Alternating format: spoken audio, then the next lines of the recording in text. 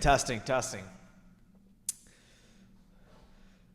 Let me just get my microphone properly adjusted. I'm officially back to my old ways, and it feels so good.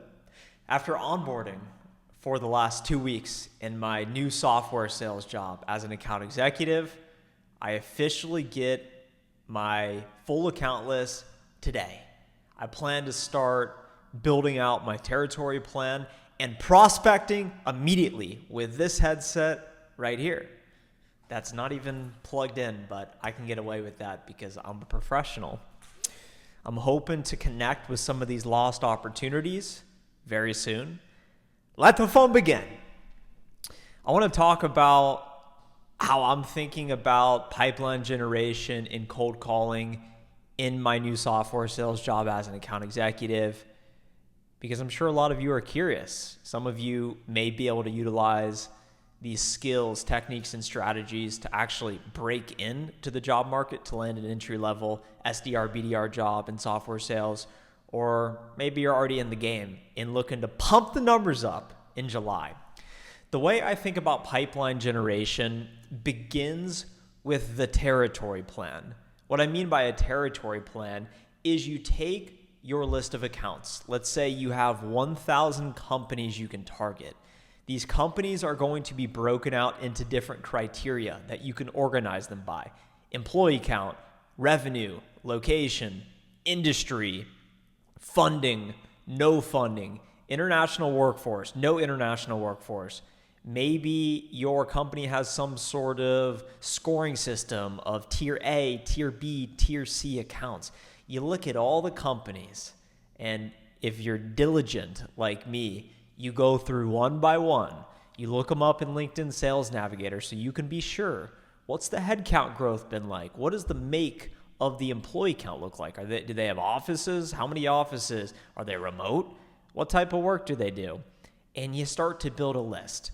And if you have a large quarterly quota like I do, what you do is you want to focus on the accounts that can yield the most revenue, the accounts that stand to gain the most from your solution. These techniques are equally applicable if you are looking to apply to companies to find a job. That's exactly what I did to land my current job in less than 2 weeks. I had a diligent list of 24 top software companies. That video is on this channel if you want to go check it out, the top 24 software companies to work for in 2024. But as an account executive, I'm looking at this list, and what I'm going to do is I'm going to have a top 10 list of the top 10 companies that I would do anything to break into. I may be willing to fly to their HQ to meet with someone in person if I need to. I'm inviting them to events. I'm putting together the most high-touch custom messaging I possibly can. I'm partnering with marketing, account-based marketing, whatever it takes to get them. And then you have a broader list of about 50 accounts that you want to break into some of those accounts. And then you have a list of, let's say, 75 plus to maybe up to like 100, 125 that be a bit more automated in, partnering with your SDR to get into those accounts, and different campaigns to set up meetings. It's all about setting up meetings. And that is why I'm officially back cold calling. And I want to talk to you about how I'm actually going to be cold calling despite not having put together a script yet. I'm just that confident to pick up the phone, 70,000 cold calls under my belt. What I'm going to do once I have this account plan is I'm going to go through each company on LinkedIn Sales Navigator to find my buyer personas. Based on the solution I'm selling, I'm going to go search for the specific keywords and the title of the prospects at those top tier companies that I believe stand to benefit the most from our unique solution. I'm going to add them to a sequence, which is a combination of calls, emails, even LinkedIn notes. I might even send some videos like this one right here. And I'm going to send them messaging that I hope resonates with them enough to be interested or curious to learn more, or maybe they have a pressing pain that they believe we might be able to help with. So I will then set up meetings with these prospects. I will run initial discovery. I'll generate pipeline, and then I'll begin to close deals and generate revenue. And that is what I'm paid to do. And that is what I'm incredibly focused on. But I do like to spend time in the evenings putting together trainings like this one. It's 7:42 in the evening, and I feel just as pumped up right now as I did at 7:42 a.m. in the morning.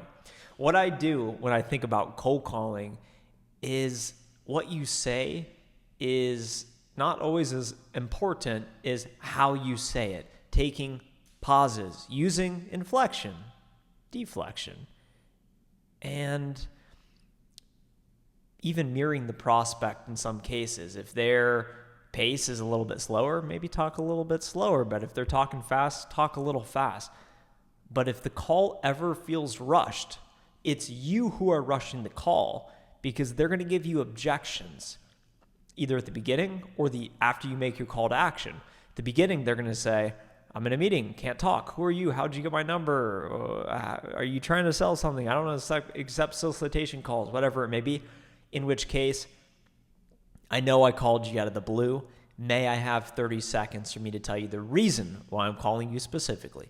That will work 80 to 90% of the time. That will give you at least 30 more seconds to give your pitch.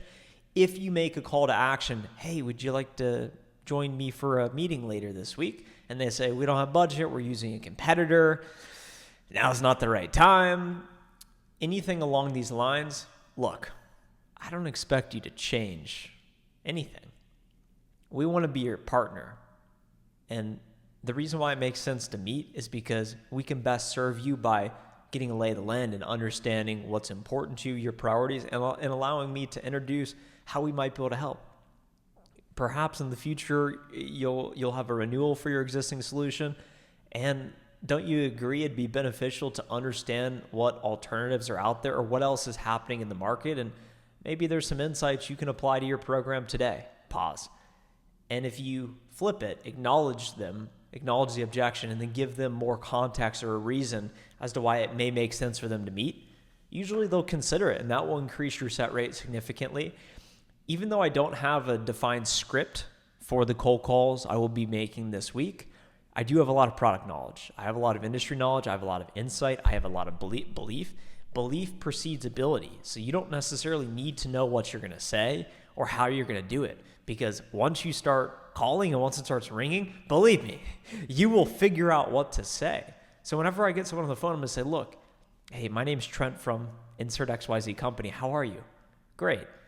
The reason I'm giving you a call today specifically is I noticed that you oversee Insert XYZ role.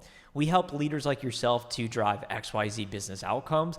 Any of these top of mind for your team today? Pause. Oh, I figured they were. Well, we help companies just like yours to do boom, boom, boom, and you tell them a bit more about the how. It sounds like we might be able to help your team. My recommendation is we set up a brief introductory conversation to talk more about your priorities and allow me to share more in depth the trends we're seeing, what we're hearing from customers, and how we can specifically help you and your program in 2024 and beyond. How does that sound?